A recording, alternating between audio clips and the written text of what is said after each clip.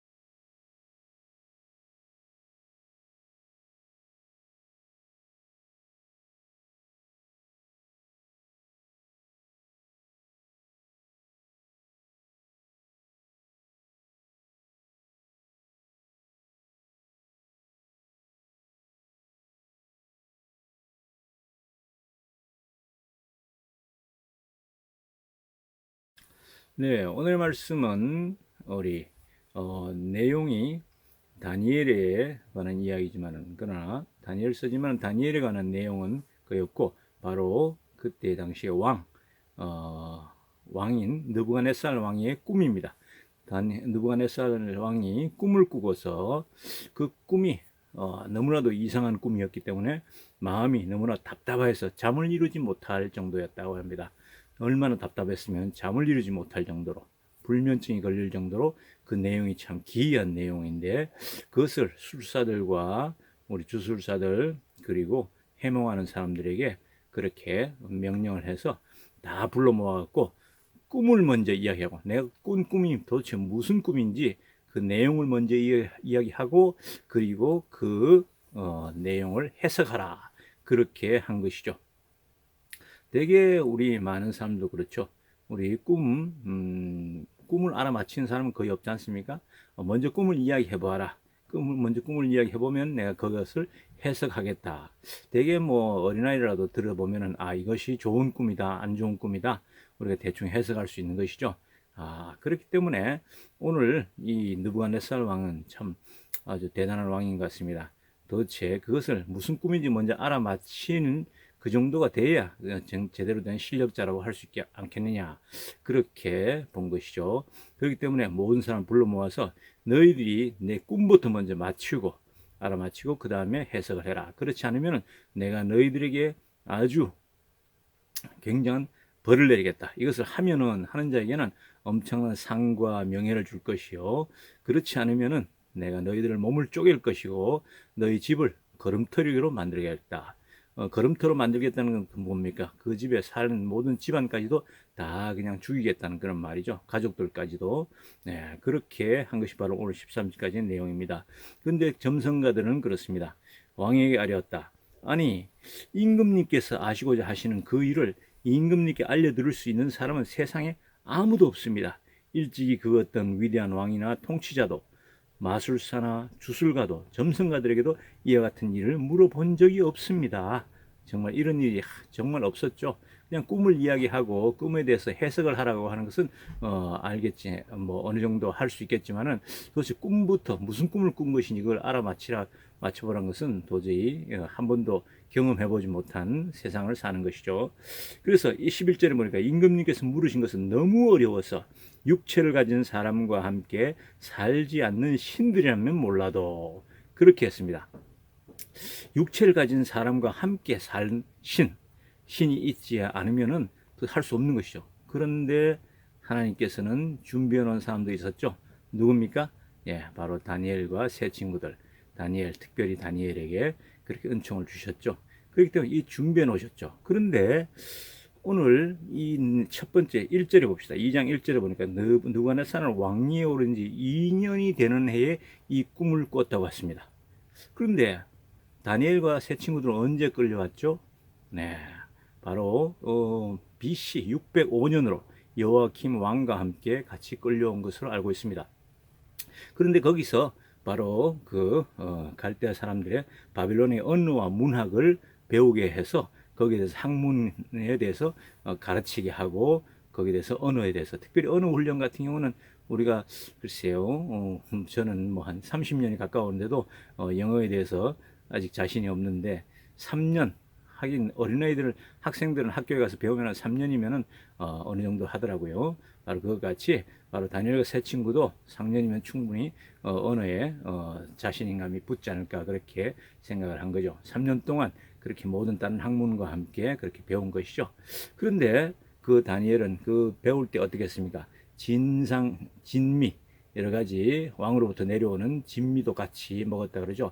그런데 그것을 먹지 않기 위해서 환관장에게 부탁해서 자기네들에게서 이 기름진 음식 이런 것과 포도주를 빼달라고 그렇게 이야기를 했죠. 그런데 다니엘이 이렇게 한 이야기 내용은 왜 그랬을까요? 바로 이때 저들이 내려오는 육식 또 특별히 가정하게 생각되는 돼지고기나 이런 것들은 모든 것들이 아침에 제사상으로 먼저 올려진 다음에 이렇게 내려온 음식이랑 그것이 많다고 합니다. 그렇기 때문에 아침에 제사를 먼저 드리고 나서 그 나온 제사 음식들이 많기 때문에 그것을 아마 하지 않았나 거부하지 않았나 그렇게 보는 것이죠. 그렇기 때문에 다니엘과 세 친구들은 자신들이 믿는 하나님 오직 그 하나님께로만 정죄를 지키기 위해서 자신 하나님께서 먹지 말라는 음식들은 다 거부하고 오직 채식만 먹겠다고 그렇게 주장을 한 것이죠. 그래서 그 시험을 열흘간 시험해 봐서 더 좋으니까 그렇게 하도록 허락을 받았죠. 바로 그런데 다니엘이 그렇게 했을 때 바로 8절 다니엘은 왕이 내리는 음식과 1장 8절입니다. 왕이 내리는 음식과 포도주로 자기를 더럽히지 않겠다고 마음을 먹고 환관제에게 자기를 더럽히지 않을 수 있도록 해달라고 간청하였다. 그러니까 1장 9절에 어떻게 됐습니까? 하나님은 다니엘이 환관장에게서 호의와 동정을 받도록 해주셨다. 하나님께서 환관장의 마음을 움직이셨다라고 그렇게 하고 있습니다. 그리고 17절에 보니까 하나님은 이 네 젊은이들이 지식을 얻게 하시고 문학과 학문에 능통하게 하셨다. 그 밖에도 다니엘에게는 환상과 온갖 꿈을 해석하는 능력까지 주셨다라고 합니다. 그렇습니다. 우리에게 주는 모든 지적인 능력 그리고 재물을 얻는 능력 모든 이 외모와 그 다음에 탤런트 이 모든 것이 누구로부터 왔습니까? 네, 하나님께서 주신 것이죠. 하나님께서 주시지 않으면 우리는 이런 것을 할 수도 없고 가질 수도 없습니다. 그렇기 때문에 우리가 주신 것에 대해서 감사를 드리고 또 적게 받은 사람은 적게 받았다고 불평하지 말고 그것에 대해서 충실하게 하면은 나중에 더 큰 것으로 주신다고 그렇게 했습니다. 예. 그리고 20절에 1장 20절에 보니까 왕은 그들에게 온갖 지혜나 지식에 관한 문제를 물어보고서 그들이 전국에 있는 어떤 마술사나 주술사보다도 10배는 더 낫다는 것을 알았다. 그렇습니다. 똑같은 그런 학문을 가르쳐줘도 3년간의 기간을 가르쳐도 다른 사람에 비해서 몇 배나 그렇게 더 할 수 있는 것 그것은 뭡니까? 그것이 하나님께서 주신 능력이 되는 것이죠. 이렇게 준비를 다 3년 동안 마치고 나니까 바로 그때에 느부갓네살 왕 2년, 그렇죠. 2년인데, 그런데 느부갓네살 왕이 정식으로 하면 3년이 돼야 되는데 왜 2년이 됐을까요?